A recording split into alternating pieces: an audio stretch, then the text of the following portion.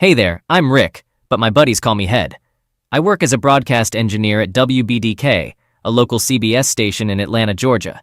I've got a fancy graduate degree from MIT in electrical engineering and computer science, and I also picked up another degree in broadcast technologies. I've been working in this field for 22 years, taking on some challenging roles along the way. Before landing here in Atlanta for the past 5 years, I hopped around various TV stations on the East Coast. I'm 46 years old with dark hair, and I'm 6 feet 3 inches tall, weighing in at around 190 pounds. Some folks might say I'm good looking, but I'm no TV heartthrob. Been happily married to Sharon for a solid 22 years, and we've got 2 daughters, Melanie and Stephanie. Melanie's already tied the knot, and Stephanie's just about to graduate from college. Sharon stands at about 5 feet 5 inches, doesn't weigh more than 135 pounds, and rocks long blonde hair. She's a real sweetheart, both inside and out. These days she's working as a secretary for our pastor, Reverend Bob Shelter, and she's been doing that job for the past 1.5 years. Now let me tell you about last Friday. I had some extra time for lunch and decided to surprise Sharon by taking her out. I parked at the church office's side entrance due to the rain, hoping to get closer to the door. However, when I arrived, I found Sharon's office empty. Still, I went inside. While I was waiting, I overheard Sharon talking to Pastor Bob in his office. She was looking forward to Monday night and mentioned how great it was that I work on the Monday night football games for the station because it gives us a chance to spend time together. She also asked about a reservation at the Lay Inn. Pastor Bob assured her, "Yes, it's all set. I've booked the Whirlpool suite again. Come over here and let me show it to you right now." I heard some rustling of clothes and then Sharon's moans. I was shocked, on the verge of feeling sick, and my anger was building up. I knew I needed to leave before doing something foolish. I couldn't bear to listen any longer. I had the urge to barge in and confront them, but I hesitated because I knew I'd lose control and maybe even get physical. Given my emotional state at that moment, I was certain I'd end up kicking both of them.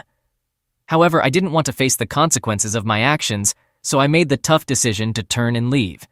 It was one of the most difficult things I've ever done. I wanted to lash out, but I walked away. I was pretty sure neither of them noticed me or knew I had been there. They had security cameras watching the main entrances of the church, but I had entered and exited through the side door without being spotted. I was so shaken that I realized I wouldn't be able to focus for the rest of the day. I called my workplace and explained that I wasn't feeling well, saying I needed to go home. I needed time to think about what had just happened, and being at home seemed like the best place to do that. Sharon wouldn't be home until after 4 p.m., giving me ample time to process everything. It became evident that Sharon was having an affair with Pastor Bob, and I decided that I couldn't continue to consider him my pastor. What I really needed to uncover was the full extent of their relationship, how long it had been going on, and what had led to it in the first place. I understand that some people prefer not to delve into these details because they believe they don't matter, but I'm not one of those people.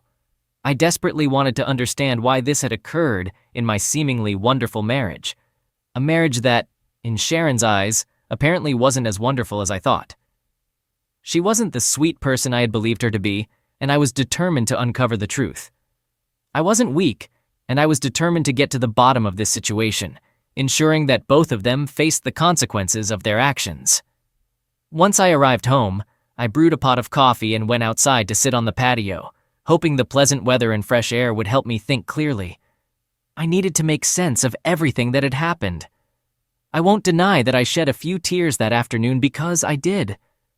I understand I don't own Sharon or her body, but it deeply hurt me to think she'd been sexually involved with another man, or perhaps more, when she had promised herself to me on our wedding day. Some might not take those vows seriously, but I did, and I believed she did too. Such a situation makes you question your entire set of values and wonder if you've been foolish your whole life to believe in faithfulness and love, and all that comes with it. Regardless of what anyone says, the most damaging part of a cheating partner isn't just the physical act, it's the loss of trust in them and everything they say or do. It's like throughout your whole marriage you thought they had your back, but now you realize they don't, leaving you feeling exposed and scared. Despite being 6 feet 3 inches tall and weighing 190 pounds, I felt vulnerable and frightened. It underscores how a cheating spouse can affect a person's emotional well-being. As I sat there, Battling my emotions and trying to stay calm and logical so I could process everything, I realized there were things I had questioned in the past but let go because of the trust I had in Sharon. These were little things that didn't seem significant at the time, but had now formed a heavy lump in the pit of my stomach as I connected the dots. How could I have been so foolish? It was trust, plain and simple. I had put my trust in her, and today, that trust lay shattered. What I needed were cold, hard facts. I wanted to know why this had happened. I wanted to understand the duration, frequency, locations, and who else might be involved. My trust had evaporated, and I was determined to find the answers I needed. As an update, I didn't think I could face Sharon just yet without revealing my feelings, so at 3 p.m., I decided to leave the house before she returned.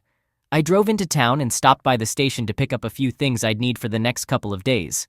I popped into my boss's office and asked for a couple of days off early in the week, explaining that I was dealing with some personal issues and not feeling well. He agreed, so I left and went to Frankie's to hang out until I had to go home. Around 5 p.m., I called Sharon to let her know I'd be stopping for a while and wouldn't be home for dinner. She seemed annoyed with me and mentioned how she was feeling amorous tonight, and I would have been in for a treat. However, my plans were already made, so I told her to keep the mood hot for me, assuring her I'd take care of her when I got home. She replied sternly, "Don't count on it, mister. If you think you can treat me like that, you won't be getting anything for a while." Deep down, I thought to myself that this was precisely what I wanted to happen. I arrived home around 10:30 p.m., feeling quite intoxicated, but not too drunk to notice the bedroom door was shut and locked. I smirked at that and knocked on the door to see if she was awake, though I doubted it. I yelled, "Fine, if this is the game you want to play, then don't expect any intimacy from me, just deal with it." With that, I headed for the spare bedroom. The following morning when I got up, she was sitting at the kitchen table sipping her coffee. I could tell her coffee got a bit colder when I walked in. If I hadn't known she was an unfaithful wife, I certainly would have sensed something was amiss. I gave her a friendly smile and said, "No need to get up and make breakfast, honey. I'll grab something on my way to the golf course." I then headed out of the kitchen, walked into the garage, loaded my golf clubs into the trunk, and drove off. Shortly after, my cell phone rang, and I noticed it was her calling, so I chose not to answer. A few minutes later, I heard a beep, indicating she had left me a voicemail. I listened to it, and it was a message filled with anger, asking how I could do this to her and demanding I return immediately. The truth was, I had no intention of actually going golfing. I had used that as an excuse to buy myself a few hours to handle what I needed to. My destination was my former church. The last thing I wanted was to hear Bob preach again. It was still early when I arrived, so I knew there was a good chance no one would be around, and I was correct. I entered the building, having a key since my wife worked there. I made my way directly to the offices with the goal of placing remote micro cameras and mini microphones in her office and Bob's office. It didn't take me long to set it all up, and I concealed the transmitter behind some old hymnals in the supply closet across the hall. I had the receiver in my trunk, and I wired it into my car's electrical system. This way, I could monitor their conversations and activities whenever they were in their offices. While I didn't expect them to do much at the church, I was confident that I would gather valuable information by watching and listening to them for a few days. Once I was sure everything was functioning correctly, I snooped through her desk but found nothing of significance. However, I did notice a large asterisk on her calendar for Monday, which aligned with what I had overheard on Friday. I would be prepared for whatever might happen on that day. Next, I entered Bob's office and conducted my search there. I didn't have much luck finding anything incriminating, but just when I thought I was out of options, inspiration struck. It was ironic, considering I was in a church, but I had a thought. I decided to check the filing cabinets for church expense receipts. Lo and behold, I stumbled upon a file containing several receipts from the La Dot Inn in Roswell. Some were from the end of 2019, and a couple were from the spring of 2020. Realizing I was pushing my luck by staying too long, I hastily made copies of the receipts to take with me. I then tidied everything up and made my exit. My next move was to head over to the golf course and park in my usual spot. I made my way to the clubhouse and gravitated towards the bar. I wanted to ensure that a few people there would remember my presence. I found a table in the back and ordered a Sprite, spending a couple of hours there. During that time, I scrutinized the receipts carefully and discovered that the two from late 2019 were both for Mondays, and the two from the spring of 2020 coincided precisely with dates when I had attended a conference at CBS headquarters in New York. What infuriated me the most was that Bob had the audacity to charge those motel rooms to the church, disguising them as conference room rentals for meetings. He was rendezvousing with my wife in a motel, and I had unknowingly footed the bill. While we had been contributing to the church, I decided that there would be no more donations from me. Their reckoning was drawing near, and all I needed was a bit more evidence to seal their fate. I was certain this affair had been ongoing for close to a year, if not longer, which aligned with the hints I had picked up on earlier. My hunch was that Bob had been involved with her even before she started working for him. She had a good job as a receptionist at the Telfor Corporation, but she eagerly accepted the opportunity to work for the church, saying, "Honey, it'll be so close to home, and I'll be working for the church. What could be better than that? Plus, the pay is almost as good as what I was making at Telfor. How can I pass this up?" It sounded great. Closer to home, church employment, and nearly the same pay. However, it was clear she was more interested in the extra perks. I couldn't believe how blind I had been. It filled me with anger, but it also sickened me to think that my loving wife could betray me like this. I was determined to make them pay for their actions. I decided it was time to do some investigating. I went out to my car and connected my iPod to the frequency of the receiver I had in the trunk. After scrolling through a few minutes of data, I saw Bob enter his office. He picked up his phone and made a call. I regretted not having placed a bug on his phone, but there was nothing I could do about it now. I had to settle for hearing one side of the conversation. "Yes, Sharon, I'm at the church. I came right after you called me. Why don't you tell me what's bothering you?" I thought, has he ever done this before? I see. What do you think set him off? Then he asked, "Do you think he's suspicious of anything, Sharon?" With a laugh, he continued, "All right, well, you can get back at him on Monday night." After hanging up, he sat there in thought. Just as I was about to shut down the transmission, he mumbled something almost inaudible, but I managed to capture it. I made sure to save that soundbite, knowing it might come in handy later. After shutting down, I drove back home. I figured it might be a bit chilly there, so I started mowing the lawn and took care of some basement chores. When I walked in, she didn't say much to me, but the tension in the air was palpable. During dinner, I chose to ignore her, and she sat there, staring at me. Eventually, she tried to start a conversation by asking what had been bothering me lately and why I had been acting strangely. I responded by reminding her that she had locked me out of our bedroom the previous night, and that I rarely went out with my friends. I pointed out that the one time I did, she had become upset and made threats, so the situation was a result of her actions, not mine. In frustration, she retorted with an expletive. I noted that her language didn't align with the behavior expected of a devout Christian woman, considering her strong faith. Her reaction clearly displayed guilt on her face, and I couldn't understand how she thought I wouldn't notice. Nonetheless, she managed to regain her composure and eventually left the table. I thought to myself that when everything came to light, she wouldn't handle it gracefully. Later in the evening, she entered the family room where I was watching television with slightly reddened eyes, indicating that she might have been crying. The rest of the evening unfolded without any major incidents. When I was ready for bed, I walked down the hallway to the spare bedroom and settled in. A few minutes later, she entered the room and stood there. I asked her, "What do you want?" She inquired, "Aren't you going to come to bed?" I replied, "Nope. You've made it clear that there won't be any intimacy in the near future, so I might as well get a good night's sleep alone in here." With that, she left the room in tears. Honestly, I didn't care. On Sunday morning, she woke me up at 8 a.m., dressed for church, and invited me to join her.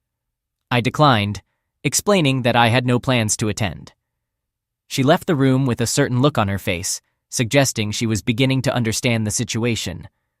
Later, she left the house, and we didn't exchange many words throughout the day, each retreating to our respective rooms. Monday morning, I left the house without encountering her or engaging in conversation. She called me, her voice heavy with tears, expressing her apologies and love. I assured her we would discuss everything upon my return that evening and hung up. Then, I contacted my boss, informing him of my day off but confirming my commitment to covering the Monday night football game. He was satisfied with my availability and asked how things were going. I replied that they were proceeding as expected. My next destination was the Ladot Inn in Roswell. Update. So there I was, walking into the motel lobby, trying to look like I was just another guy on the job. I spotted the clerk, a young dude named Kevin, who seemed more interested in his phone than the comings and goings around him. I walked up to him with a clipboard in my hand. "Hey, got a service call for the Whirlpool suite," I said, tapping on the fake work order I'd put together. "Some complaint about the AC making noise? You know how it is with this heat, right?" Kevin gave the clipboard a once-over, his brow furrowing a bit. I kept my face straight, all professional-like. "Which room?" he asked, sounding a little puzzled. I told him the suite number, and for a second I thought he might call my bluff. But then he just nodded, handed me the key card, and said, "Make it quick, all right?" I was in the room in no time, dropping my tool bag down. But instead of wrenches and gauges, I had my little high-tech gear, mics, cameras, you name it. I was playing the part of the maintenance guy, but what I was really doing was setting up my own sting operation to catch my wife in the act. Installation was a breeze. I hid them so well you'd never know they were there. I was out of the room as quickly as I'd entered, giving Kevin a nod on my way out. "All set. No more noise from that AC," I told him, and he barely glanced up from his screen. I left feeling a bit like James Bond, if I'm honest. Kevin had no idea, and I was one step closer to knowing the real deal with my wife. Wild, huh? With plenty of time on my hands, I decided to attend to a few other tasks I needed to prepare. I visited our bank and obtained cashier's checks for half of the funds from both our checking and savings accounts. Afterward, I canceled our joint credit cards. Following that, I contacted my broker and arranged a meeting shortly after lunch to make adjustments to our investment accounts. I also reached out to my attorney to discuss the divorce and other legal matters. We scheduled an appointment for later in the afternoon when he would be available. Next, I drove to Planters National Bank in Marietta, Georgia, where I opened new accounts in my name only and deposited the cashier's checks. I had lunch in Marietta, although I didn't have much of an appetite. After finishing lunch, I headed to my broker's office to discuss the investment portfolio changes he had prepared. These changes divided our investments equally without selling any assets to avoid unwanted tax implications. I took the paperwork with me. Following that, I met with my attorney to review the divorce papers he had drafted. I proposed a no-fault divorce with an equal split of assets if my wife agreed to sign them immediately.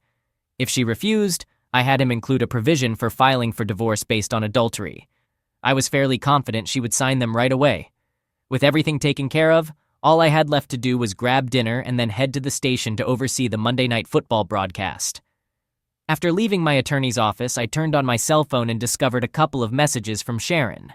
In her messages, she expressed concern and asked me to come home before the game, stating that my recent behavior was worrying her deeply. She professed her love for me and how torn apart she felt seeing me like this. Despite being aware of her plans for the evening and my own knowledge of them, she could still send me these messages. It made me question my judgment, thinking, I must be the biggest fool ever to have loved and trusted this woman. I had reached a decision. The only possibility of salvaging my marriage rested on whether she would show up at the motel tonight. Her decision would be a clear indicator of whether she cared enough to try to rescue our relationship, acknowledging its precarious state. At 8 p.m., I activated the system in fully automated broadcast mode, and Monday Night Football commenced. I configured the system to monitor the feed from the motel room. Precisely at 8:15, Bob entered the room and initiated a call, telling her, "Hey baby, I'm in the room, get over here as quickly as you can."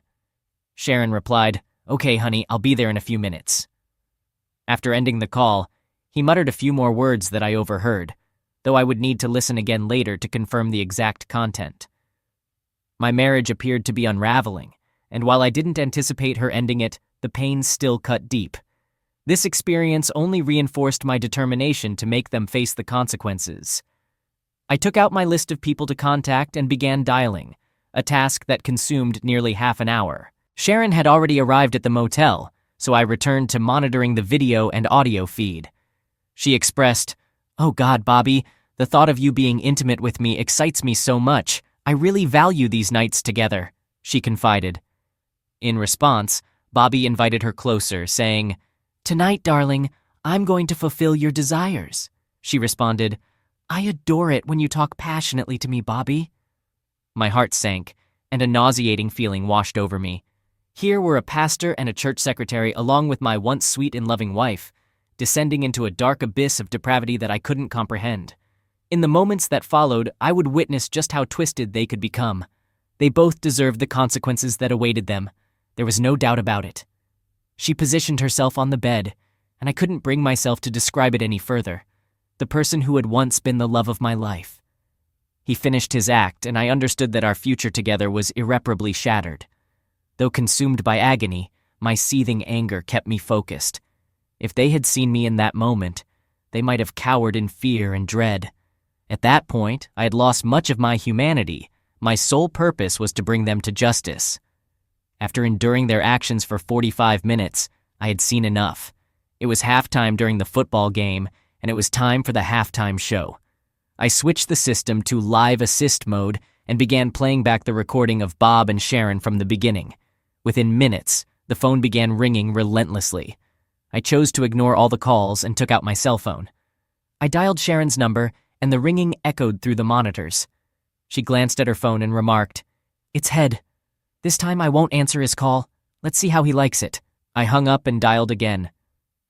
"I suppose I should answer it," she finally conceded, retrieving her phone from her purse. Sharon responded with a venomous tone when I greeted her, saying hello. Curious about her whereabouts and intentions, I asked about her location and what was happening. She explained that she had gone shopping since I hadn't called her earlier and planned to grab some food before heading home. In a somewhat sarcastic tone, I inquired if she was shopping at the moment, to which she confirmed and mentioned her intention to spend a significant amount of money. Unable to hold back, I retorted by thanking her for being such a wonderful wife, with a touch of sarcasm. In response, she shot back, telling me not to speak to her that way and expressing her confusion about my recent behavior before saying goodbye. There she was, using that term again. No, Sharon. The real issue was Bast Bob in her motel room. As their activities appeared to be winding down and she was taking one last shot, I contemplated interrupting it. Knowing she wouldn't answer her cell phone again, I dialed the motel number. "Kevin, it's Head. Aren't you watching Monday Night Football? No? You should be. Could you ring the Whirlpool suite for me?" After just 2 rings, he picked up. "Hi, Bob. Can I speak to Sharon once more?" She came on the line, questioning why I was calling. "Well, Sharon, it's like this. I know you've been unfaithful, and I'm well aware of your location and activities. I plan to file for divorce, and you'll find yourself without a place to stay. Bob might also face some consequences." Confused, she asked, "What are you talking about, Head? I can't make sense of your recent behavior. What's going on with you?" I simply replied, "Sharon, the charade is over. I suggest you turn on Monday Night Football and enjoy the halftime show. I'll see you later. Goodbye." I watched on the live monitor as she went to the TV and tuned in to MNF. "Oh my God, no!" she screamed as she watched the streaming video of herself and Bob engaged in their activities. Due to a time delay in the live feed, she witnessed a substantial portion of what the entire Atlanta area had already seen. Her response was limited to repeating, "Oh no," as she hastily got dressed and fled the room. Bob was equally frantic to leave, uttering curses all the while. "I will kick that son of a bish. I will kick him," he muttered, unaware that his muttered words could come back to haunt him. Once they had vacated the room, I promptly turned off the monitors and allowed the video stream to continue for 1 more minute. Then, I switched off the live assist mode and returned the system to its fully automated broadcast mode. I retrieved the tape and left the broadcast booth, knowing it might be my last visit to the building. I took a few personal items from my desk as well. Final update. I spent the rest of the night at Frankie's, and yes, my performance during halftime became the hot topic at the bar. After the game concluded, I hailed a cab and headed home. When I arrived, I found Sharon sitting alone in the darkened living room. The phone had been disconnected, and it was evident that she had been sobbing uncontrollably. Her tears didn't move me. As far as I was concerned, it was all over. She cried and asked, "How could you do this to me, Head? After all these years together, how could you?" I responded firmly, "No, Sharon. The real question is, how could you do this to me? I'm drunk, and I'm going to bed. We can talk tomorrow." She remained motionless as I left the room and retreated to the spare bedroom.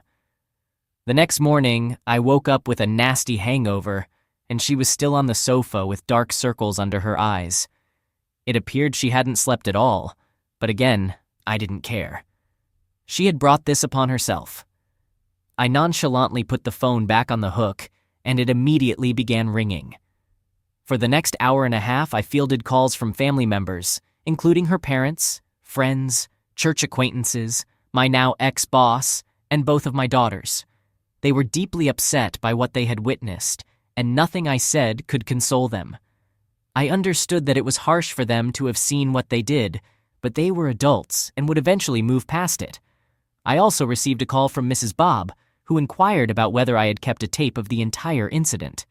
I assured her I had a copy securely stored and would provide it to her if she needed it.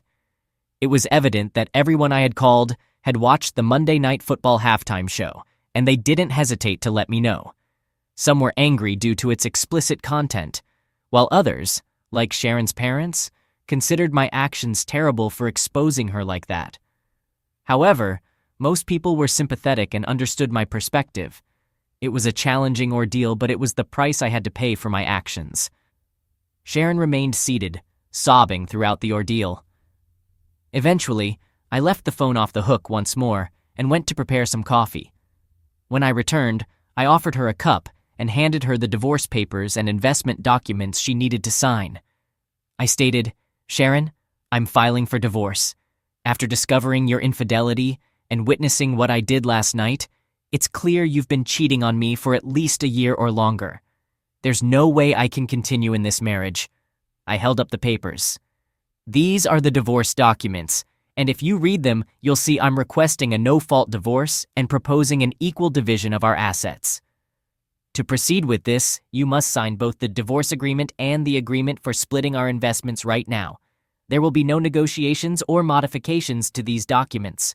They are entirely fair to you," I explained. "I'll give you until 5 p.m. today to consult with an attorney and confirm that my offer is fair. At 5:01 p.m., the deal is off the table and I'll file for divorce on the grounds of adultery. I'll seek a property distribution based on both our individual contributions, with mine being significantly greater than yours, and our respective incomes.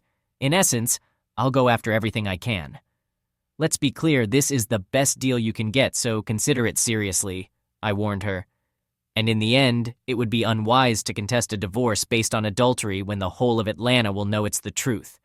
Everyone will know you've been unfaithful. This is what you wanted, as I overheard you tell Bob. Your wish has been granted, and now everyone knows it. Take the deal, Sharon." Desperately, she pleaded, "Head, I love you and I want to save our marriage. Can't we try to work this out?" I responded firmly, "That may be true, Sharon, but it doesn't matter. Love is irrelevant. I won't remain married to you. Our marriage ended when you chose him over me, and whether you believe it or not, that decision was made when you engaged in your affair with him. Now, I'd advise you to freshen up and consult with an attorney. Time is running out," I suggested. Later that afternoon, she returned home with the papers. "My attorney recommends that I sign these papers, Head. He believes you've made a fair offer given the circumstances, and he thinks I should take this settlement," she said. "Head, can we talk? Can you listen to me and perhaps consider forgiveness and working together to salvage our marriage?" I agreed to sit down and listen because I genuinely wanted to understand why she had done what she did. I also wanted to know if this was the first time it had happened in our marriage. We sat at the kitchen table and she began explaining everything. She revealed that there had been no other affairs before this one. It had started shortly before she began working for Bob. She admitted that she didn't really understand why, because she had been completely happy with me, but she couldn't deny that something had drawn her to Bob. She mentioned his charismatic demeanor and the feeling that he loved her. So here's Sharon, everybody. She's kind of like someone saying my bad after messing up in marriage. She's saying sorry a lot, trying to fix her mistake with some tears and a sad face. It's like she thinks feeling bad is enough to fix everything, even after she didn't take her promises seriously. It's like when a dog chews up your homework and then acts cute, thinking you won't be mad.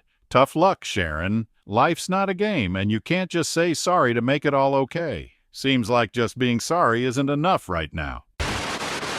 I acknowledged Bob's charisma, but shattered her perception when I played back 2 sound clips I had saved. The first was Bob muttering on the first day, "That idiot better make sure her husband doesn't find out about our affair." The second soundbite was from the room just before she arrived. "I'm going to use her tonight. Tomorrow I'll end it. If she causes any trouble, I'll threaten to tell Head. That should keep her in line. I can't risk her husband discovering our affair and exposing everything. So, Sharon, not only did you damage our marriage, but you were mistaken about Bob's feelings for you," I pointed out. "No, Sharon, there's no way I could continue our marriage for 2 reasons. First, you broke our marital vows, and I can't live with that. And second, you would never find happiness with me again either. I could never satisfy you after this. No, Sharon, no matter how much love there might be between us, it wouldn't be enough to overcome the damage you've done to our marriage." She just sat there crying, knowing that what I said was the truth. In the end, she signed both sets of papers. I informed her of my decision to move out, allowing her the time she needed to find a new place to live. I didn't believe she could afford the house, and to be honest, I didn't want to stay there either. Our agreement stipulated that the house would be sold, with the profits split evenly, just like our other assets. Besides, the house held too many memories that I wanted to leave behind. I gathered the paperwork and bags I'd prepared the previous day and left the house. I headed to my broker's office to drop off the papers and then checked into a hotel for the night. The following morning, I had an appointment with my attorney. We discussed the divorce papers, and he agreed to file them with the Superior Court of our county that same day. During our meeting, we also delved into the predicament I found myself in at the radio station and with the FCC. My attorney explained that the FCC had the authority to issue civil fines, revoke broadcasting licenses, or deny renewal applications. Furthermore, those found guilty of violating these regulations in federal court could face criminal fines and a maximum prison sentence of 2 years. Given the circumstances, my attorney believed that jail time was unlikely, but substantial fines and the end of my broadcasting career were inevitable. I would have to seek a new line of work. In just a matter of days, the consequences of my actions became painfully apparent. I was served with legal notices from the FCC and had to prepare for several days in court to defend myself. I won't bore you with the intricate details of the case, but suffice it to say that the fine imposed on me amounted to nearly a year's worth of my salary, depleting my savings account. Even worse, my broadcasting license was revoked, and I would be prohibited from working in my field for the next 2 years. However, there was a silver lining to this dark cloud. TT had watched Monday Night Football as well, and despite the illegality and vindictiveness of my actions, he showed me compassion. He offered me a job with responsibilities that complied with the FCC's restrictions. It seemed that he had experienced his own share of troubles in his recent divorce, particularly at the hands of Henry's daughter and Peter's sister, which may have softened his stance towards me. I suppose I did have one thing to thank HJ for in the end. Bob confronted me once at Frankie's. He seemed ready to throw a punch, but somehow I managed to hold one of his arms tightly. "Listen, Bob, I don't ever want to hear from you again. Is that clear?" I stated firmly. He grumbled, "Fine with me." I felt like giving him a final kick. "Bob, I possess an audio recording of you making threats against me. If I take that to the police, I believe I have every right to obtain a restraining order against you and possibly press assault charges. With the evidence on hand, you could end up serving time in prison. Is that what you want?" He shook his head in disagreement. As I delivered one more kick for emphasis, I added, "Well then, I suppose this will be our last interaction." He is no longer a pastor. He lost his job with the church, and the denomination revoked his license and nullified his ordination. The last I heard, he was working at a city travel agency. His wife divorced him on grounds of adultery, and she received a substantial settlement. I'm moving forward with my life. It's not perfect, but I'm finding ways to be happy. I've dated a few women over the past several months, but haven't gotten into a serious relationship. When the right woman comes along, I'll marry her. I know it's just a matter of time, and I'm willing to invest the time to find the right person for me. I occasionally run into Sharon. We both attended Stephanie's college graduation and the baptism of Melanie's first baby. I was polite, but I made it crystal clear that I had no interest in friendship or any kind of relationship with her. It was evident to me that she wasn't happy. I could see she was emotionally suffering from our breakup and regretted her actions. However, the issue was not her regret, but her betrayal of me and our marriage. If I were a different person, maybe I could have forgiven her, but my values are quite inflexible, and there wasn't much room for compromise. She will have to live the rest of her life with the knowledge that what she sacrificed for her affair with Bob was me and our life together. I was just an ordinary man who loved her deeply, but she chose to discard it all. Yes, she let go of me. Regrettably for her, she also forfeited any semblance of respectability, as anyone who witnessed her infamous performance during the Monday Night Football halftime show knows that she is an unfaithful wife. Rumors suggest that she receives numerous date offers. To her credit, she has declined them all. It's not a very fulfilling way to live life, but I didn't do this to her. She brought it upon herself.